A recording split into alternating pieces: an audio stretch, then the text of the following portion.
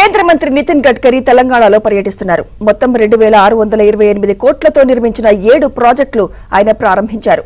ఉమ్మడి ఆదిలాబాద్ జిల్లాలో కాగజ్ నగర్ చౌరస్తా వద్ద NH 363 ను ఆయన ప్రారంభించారు.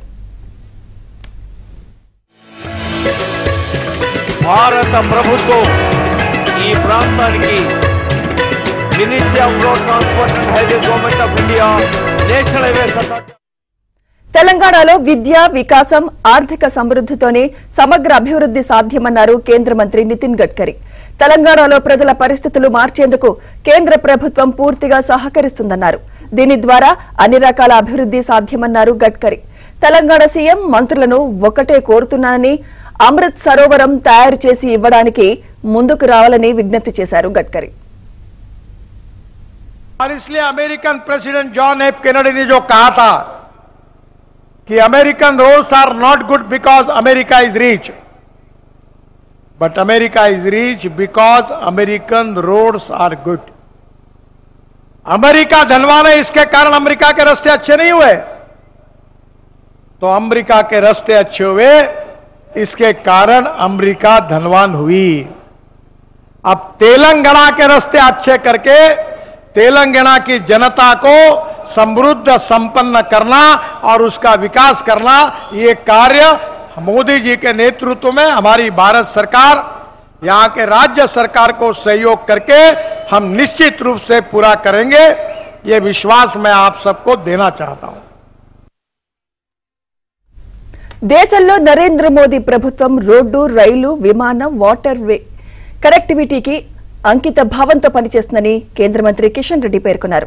తెలంగాణలో అనేక రకాల అభివృద్ధి కార్యక్రమాలకు శ్రీకారం చుట్టామని, దీనిలో భాగంగానే ఆదిలాబాద్, జహీరాబాద్ ను స్మార్ట్ సిటీలుగా కేంద్రం ప్రకటించిందని కేంద్ర మంత్రి కిషన్ రెడ్డి అన్నారు.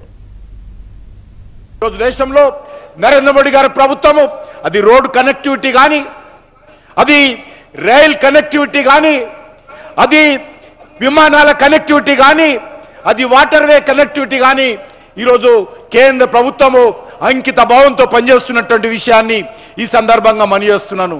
అంతేకాకుండా ఈరోజు మీ అందరు కోరేదొకటే, మన తెలంగాణ రాష్ట్రంలో అనేక రకాల అభివృద్ధి కార్యక్రమాలు, అది ఇండస్ట్రియల్కి సంబంధించినటువంటి స్మార్ట్ సిటీగా ఆదిలాబాద్ జిల్లాలో, మన జహీరాబాద్ జిల్లాలో ఏర్పాటు చేయడం జరిగింది.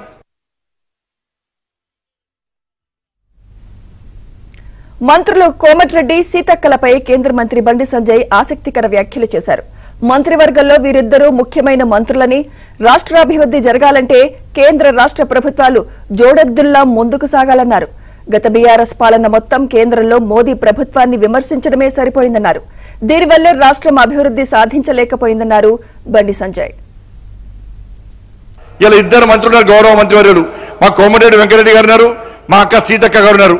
ఇద్దరు ముఖ్యమైన మంత్రులు ఇక్కడ తెలంగాణ రాష్ట్రంలో కాంగ్రెస్ పార్టీ ప్రభుత్వంలో.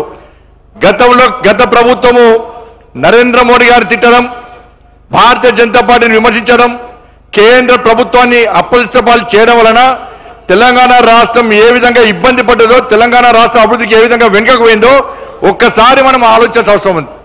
ఎన్నికలప్పుడు మాత్రమే ఎవరికొకరు విమర్శ చేసుకోవాల్సిన అవసరం ఉంది.